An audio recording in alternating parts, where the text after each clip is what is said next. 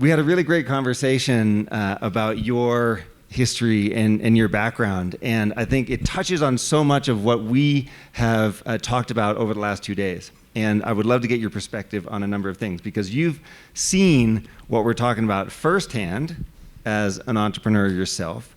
You've seen it through the lens of a venture capitalist, so at SAP Ventures, looking at companies, working with companies, being on boards, being very active. You've also been through acquisitions of your own companies. You've also worked for big companies to and you understand how they look at startups, how they think about startups, how we might, and so it's interesting for everyone here to sort of get a sense of how does the corporate world think about what we're doing or care about what we're doing? And there's probably questions like, how do we interact with big companies, for example, like TriNet? So, I think to educate the crowd, we'd be interested just to hear, your background as an entrepreneur and the many things that you've done and what you've learned along the way that relates to this conversation around how we're opening up and how we're showing up. Sure. So I think the interesting thing is that I've been an entrepreneur, an investor, and an operator. And I spent 14 years at SAP, one of the first employees in North America, the big German software company. At that time, no one even knew what it was. It was called SAP in the United States.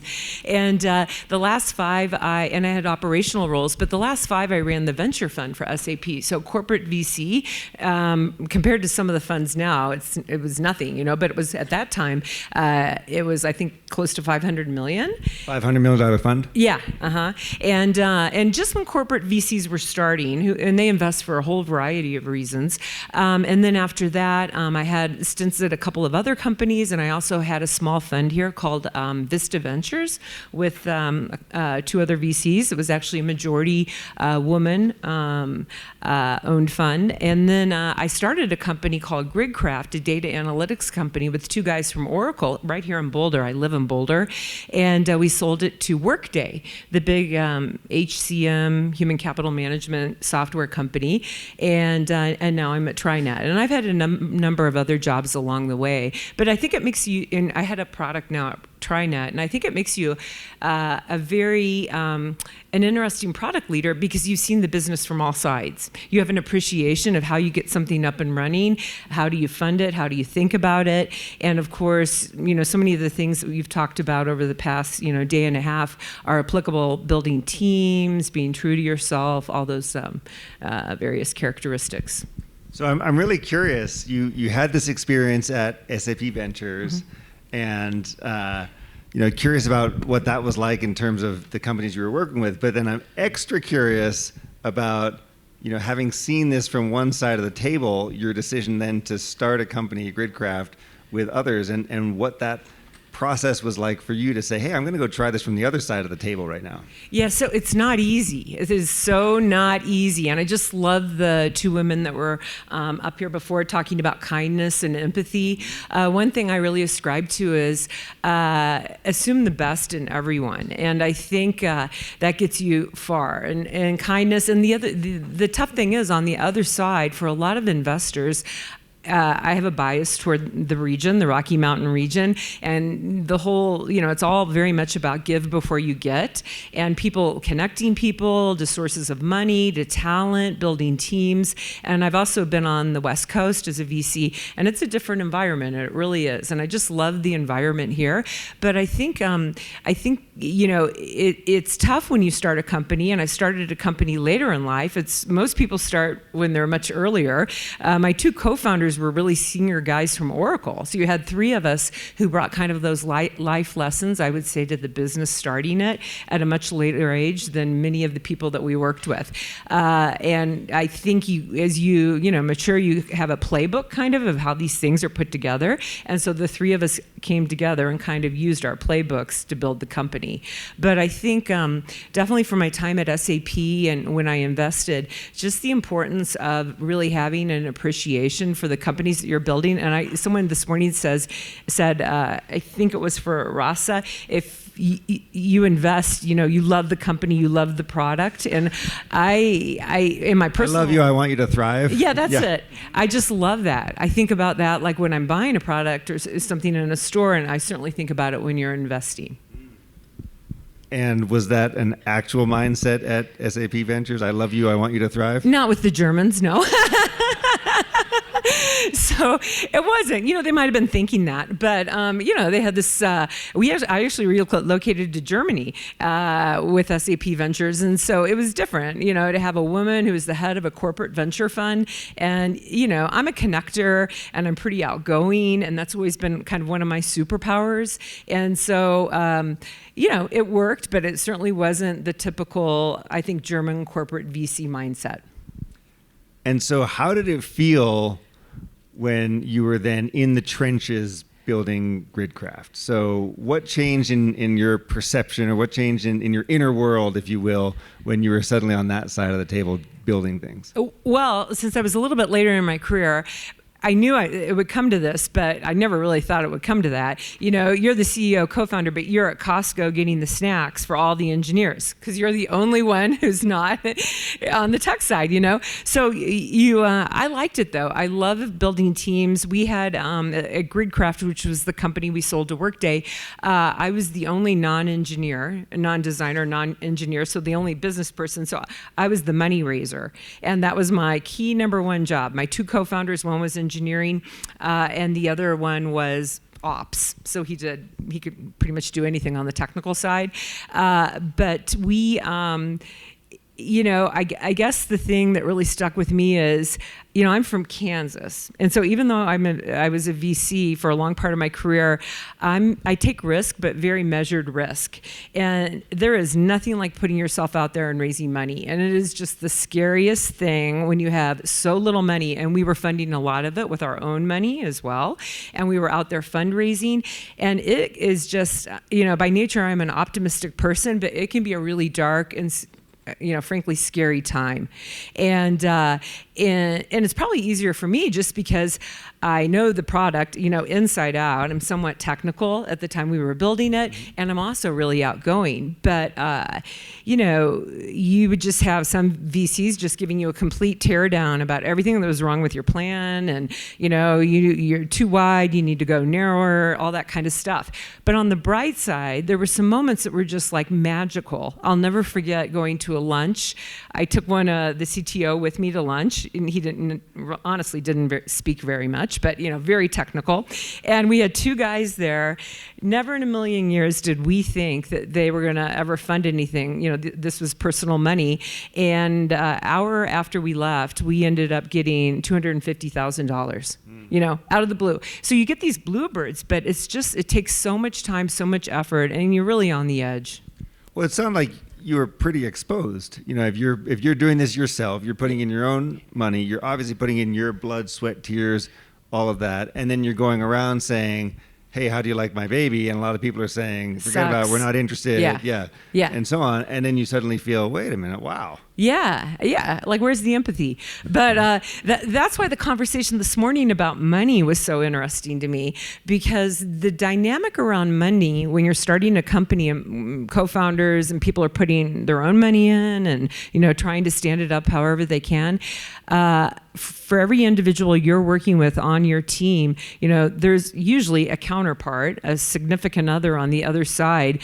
And from a money perspective, priorities don't always line up. And so we had some really sticky situations with spouses and partners kind of among our team. And so you really had, to me, that was also another really stressful point. I get it. Some spouses don't want that money to be going in there, and there's kids that are young, and we're trying to manage all of those things. So I think there's also a lot of kind of emotional things when you're at a startup that you need to wade through as well. And remarkably, those are not on the job description. No, they're not at all. And who are you to say what your co-founder's spouse or whoever should be doing? No, absolutely. Well, to most of the people in this room, I would guess, starting a company like Gridcraft with some ex-Oracle people and going off and selling it to Workday sounds like pretty much the best outcome that could possibly be. It certainly sounds like something a lot of people would be very excited to experience. How much can you share about what that process was like and how you both decided to sell and what you encountered along the way? And I guess the question is really, was it as nice and easy and smooth as we all probably are guessing it was? So you'll never believe this. I think one or two people who I know here might be aware of this. They actually reached out to me on LinkedIn, which that's pretty amazing when you think about, like, for large publicly traded companies and the M&A teams that they have. So they reached out to me via LinkedIn, and I was like, what? And so that was how the partnership started. And one thing that I loved, as did the others on the team, and we were a small team, we had just sort of hit product market fit, we had raised some money. One thing that was just so attractive. Well, it was the people, and they actually came here, but the fact that they were so dedicated to Boulder. They loved Boulder. And so they liked our technology, they liked our team, and they loved Boulder, just the whole scene here. And so clearly it sort of aligned with strategically how they were thinking about setting up another R&D organization. And here in Boulder, they have, I think it's like around 200, 300 people. Yeah, primarily product and engineering and some design folks. And so that was really attractive to all of, to myself and to my co-founders, just the commitment. And when they came out, they brought the team, and they were very engaged. They came out multiple times before we closed the deal. We were actually down in the basement of Salt. I think there was a dinner last night at Salt, so that little cave, and that's kind of where we, I think everyone had a thumbs up on it. And the other thing was, so that was super attractive because I think all of us, we just love this region of the US. And I think the other thing was they know how to do M&A, like post-merger integration. They actually had one of their most senior engineering guys relocate out here for about 6 months with his family. And it was just fantastic. I've been on the other side, it's not always seamless like that. It can be really, really rocky. So that really showed a level of a commitment as well. That's a great story, and I think a lot of us in this room would be delighted with that sort of outcome. Big company just randomly reaches out to you on LinkedIn. Hey, I really love what you're doing. Curious if we can figure out a way to partner. They bring in the team, they buy you dinner, and then there you go. Well, there were a lot of bumps too, but. And so, Lisa, you've now had different roles in corporate, startup, and in VC, and I know that in this room there's a lot of us who are maybe first-time entrepreneurs, or we've only been doing it for a certain time, or we were dissatisfied with the corporate world, and so we're trying it out, and for a lot of people here, entrepreneurship is fluid. And what I mean by that is, we do it for a while, and then maybe we think, hey, I want to go back into corporate, or some other opportunity presents itself, or I get a client who wants to hire me, and things of that nature. What have you personally felt was a great fit for you, and how did you know it was the right fit? And if you were talking to some of the people who have these types of experiences in the room and are thinking, hey, should I keep being an entrepreneur, or is it time to go back to corporate, or vice versa? Should I finally ditch the day job and jump in full time? Like, how do you think about that, and what have you seen be the best fit for people? Yeah, so there's a lot of variables, everything from kind of where you're located to your finances, to a whole lot of things you have to take into account. So I can really only speak about my personal journey. For me, I love the team environment. I love to have great leaders above me. I love to have people on my team. How do you make it fit together? And to me, when you're in a startup, it's like so bare. Everything is so bare because you have so few people. You know exactly what the talents are, if they fit or they don't. Like at Gridcraft, I think when we talked a week or two ago, I was telling you on the engineering side, we had everything from very senior Oracle guys, one that was in his early 60s that ran back-end, technical infrastructure at Oracle, just phenomenal guy, down to a front-end mobile engineer, 19, and he had I think did some security thing with the Boulder Valley School District, hacking into something. So, and everyone else was kind of in between, and you knew what their talents were, you knew how to put those puzzle pieces together, which was fantastic. And so the thing I really like about being an operator is you're so in the weeds, and I really like that. As a VC, you fly kind of over the top, and kind of the trends and where the market's going, and that's that's a skill set, for example, if you go back into an operational role, that's invaluable. Most people who are in an operational role, they might know just their industry or what's going on, but they don't take a broad view of the market. It is, if you're an entrepreneur, you know who the investors are, where the trends are going. If you ever think you want to leap back over to the corporate side or an operator side, that's magical. I've seen that work at so many companies. So to me, it's sort of like a journey, and the skills that you develop as you move through your career and your life, you just need to kind of weave it into your story. And that's been something that I've really done. And I think probably where I am now is the one I like the most. TriNet? Yeah, because it's just so great. It's a big team. It's a ton of diversity. TriNet really prides itself on diversity. I have a lot of, life experiences that you're bringing back into a company, and it kind of enriches the overall, I think, ecosystem.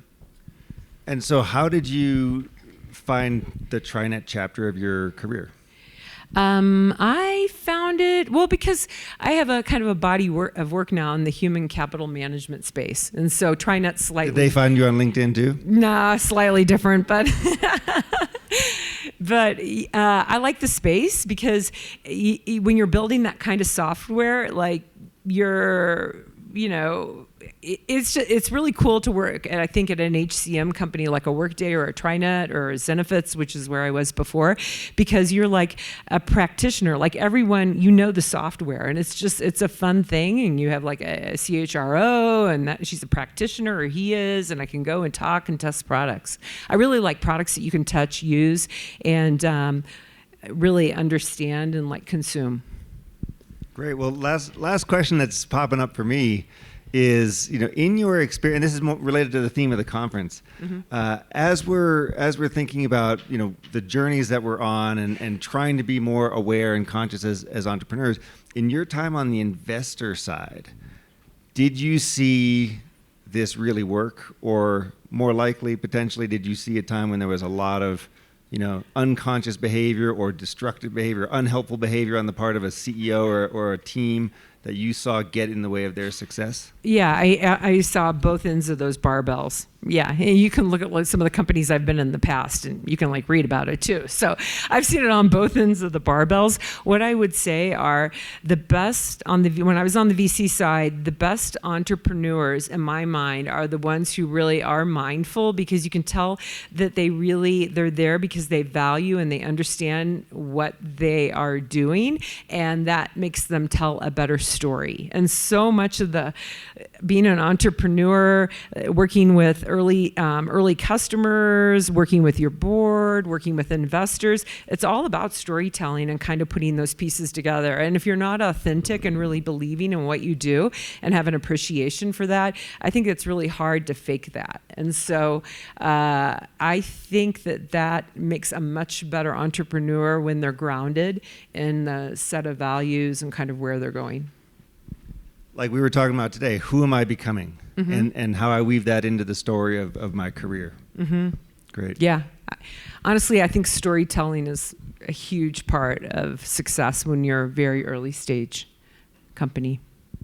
Super. Well, Lisa, thank you. Thank you for your support. Thank you for your partnership. Thank you for TriNet in being here with us. Any last words for the crew? No, we just we love supporting small business, and I think this is a fantastic conference, and I want to go take some yoga classes now. Awesome. Thank you. Lisa Reeves, everybody.